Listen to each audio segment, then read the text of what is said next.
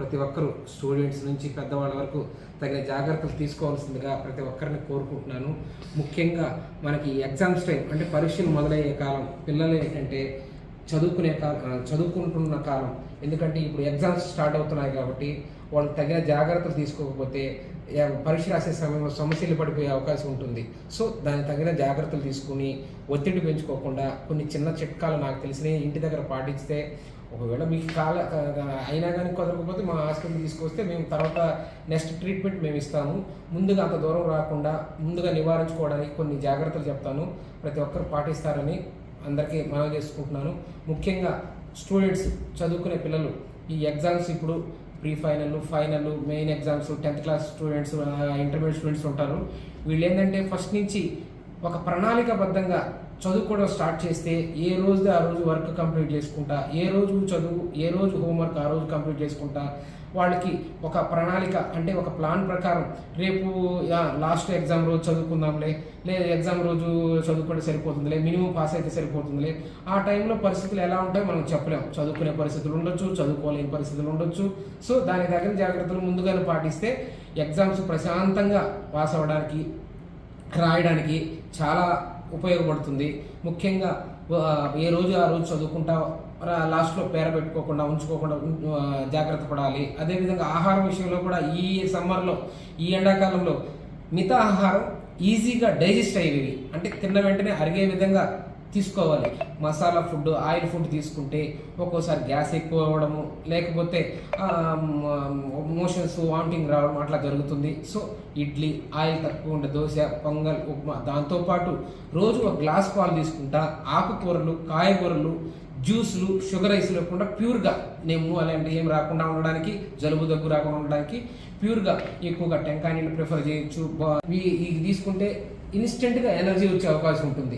అంతే కూల్ డ్రింక్లు కానీ, carbonated drinks కానీ వాడకపోవడం చాలా చాలా ఉత్తమం.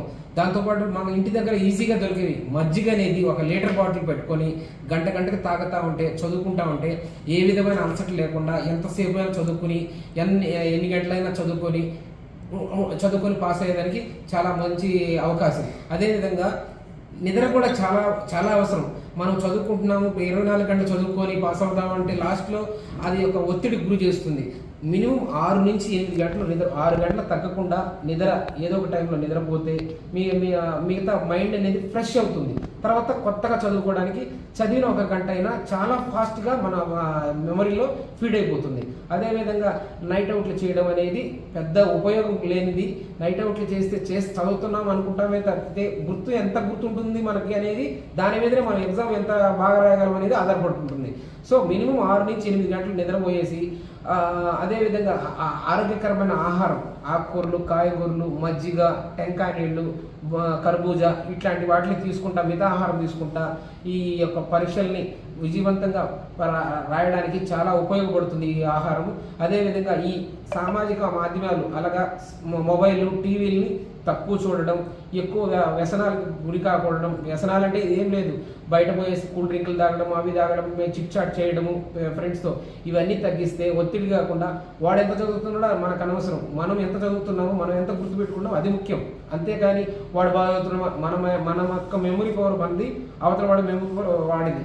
సో మనం ఒక ప్లాన్ ప్రకారం ఫస్ట్ నుంచి మనం లాస్ట్ రోజుల్లో గంటలు చదివేదానికన్నా ఫస్ట్ నుంచి కనీసం రోజుకు ఒక 2-3 గంటలకు చదివితే లాస్ట్లో నైట్ అవుట్లు చేయాల్సిన అవసరం ఉండదు, ఒత్తిడికి గురి కావాల్సిన అవసరం ఉండదు.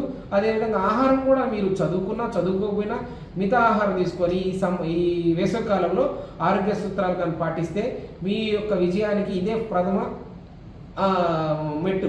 సో ఇట్లాంటి ఎగ్జామ్స్ కొన్ని ఎన్నెన్నో రాయొచ్చు.